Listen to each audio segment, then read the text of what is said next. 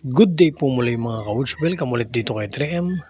For today's video po, ang inyong natutunghayan ngayon ay yung paglalatag naman ni 3M sa steel matting.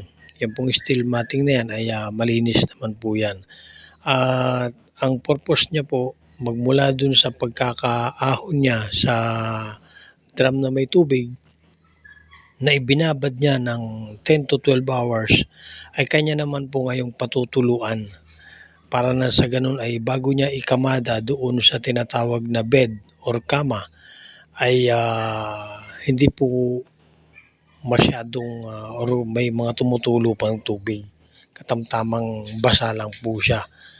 Pero tinitiyak naman po na dapat ay lahat po ng bahagi ng substrate or tuyong dahon ng saging ay basang-basa.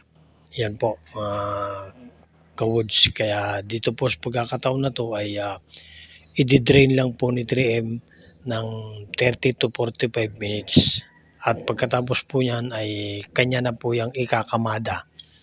Layer by layer, ilalagay na po niya yung binhi ng Bolba mushroom or kabuting saging. At yan po ay may kaakibat na dahon ng madre cacao sa gitna. At yan po ay silbing pataba din po. At abangan nyo po sa mga susunod pang mga videos. At ito po yung pagtatanim ni 3M ng Bolba mushroom or kabuting saging. Yan po mga ka-woods. Salamat po sa inyong panonood. Shoutout po sa lahat ng followers. Shoutout po sa lahat ng viewers. Sa mga non-followers po, follow nyo lang po. At subaybayan nyo po ang mga susunod pang kabanata dito sa ginagawang pagtatanim ni 3M ng Bolba mushroom.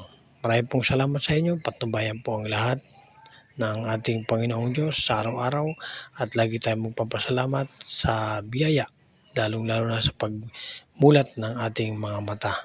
Dahil pagmulat ng ating mata, yan po ay malaking blessing na sa atin buhay. Ayan po mga ka-woods, kaya alagaan po natin ang ating kalusugan para ang ating pangangatawan ay manatiling malakas, malusog. At ang puhunan natin sa araw-araw ay sipag at tiyaga.